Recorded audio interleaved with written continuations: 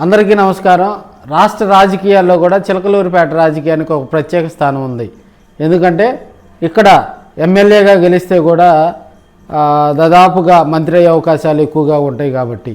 So 2004లో కూడా ఇక్కడ స్వతంత్ర అభ్యర్థిగా కూడా మర్రి రాజశేఖర్ గెలవటం జరిగింది. ఇండిపెండెంట్గా గెలిచి కూడా తన సత్తా చాటడం జరిగింది. తదనంతరం జరిగిన పరిస్థితుల్లో కూడా 2009లో కూడా అప్పట్లో కాంగ్రెస్ పార్టీ తరపు నుంచి కూడా టికెట్ తెచ్చుకొని ఓటమి పాలు కావటం జరిగింది.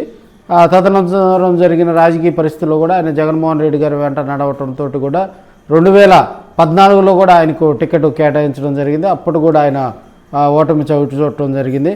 సో 2019లో ఆయన గెలిచే అవకాశం ఉన్నా కూడా ఆ టికెట్ని త్యాగం చేయడం జరిగింది. 2024లో ఆమెను గుంటూరు వెస్ట్కి అక్కడికి తీసుకెళ్లే ప్రయత్నం అయితే జగన్మోహన్ రెడ్డి గారు సాహసం చేశారు.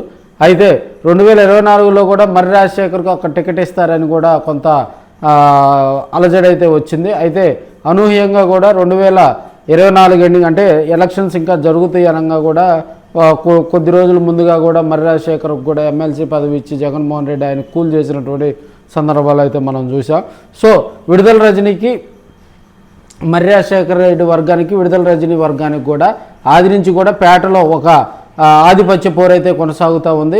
సో వాటన్నిటిని కూడా తలకిందులు చేస్తూ 2019 ఎన్నికల్లో కూడా అక్కడ వైసీపీ విజయకేతను ఎగరవేయడం జరిగింది. తదనంతరం ఆమె గెలిచిన తర్వాత కూడా రాజశేఖర వర్గాన్ని కూడా కొంత ఇబ్బందులకు గురి చేసిందని కూడా వాళ్ళు బాహటంగానే చెప్పడం జరిగింది. సో 2024లో కూడా మళ్ళీ ఆమెను ఓటమి చవి చూసిన తర్వాత ఆమెను తీసుకొచ్చి అక్కడ నియోజకవర్గ ఇన్ఛార్జిగా పెట్టడంతో మర్రి రాజశేఖర వర్గం అయితే బొగ్గుమంట ఉంది. ఆ కాన్స్టిట్యున్సీలో రాజశేఖర్కు అక్కడ నియోజకవర్గ ఇన్ఛార్జ్ ఇస్తారని చెప్పి కూడా మొన్నటి వరకు కూడా ఒక అలచల్ అయితే చేసింది. అయితే 2024 ఎన్నికల్లో ఎక్కడైతే నియోజకవర్గ ఇన్ఛార్జీలను మార్చి వేరే చోట సీట్లు కేటాయించి టీడీపీ విజయం సాధించడంతో వైసీపీ డేలా పట్టడం జరిగింది. సో 2024 ఓటమి తర్వాత కూడా ఆయన మళ్ళీ పాత స్థానాల్లోనే కొంతమందిని తీసుకొచ్చి నియోజకవర్గ ఇన్ఛార్జిగా కూడా చిలకలూరిపేటకు రజనీని నియోజకవర్గ సమన్వయకర్తగా కూడా ఆమెను ప్రకటించడంతో కూడా మర్రి రాజశేఖర్ వర్గం అయితే బొగ్గుమంట ఉంది.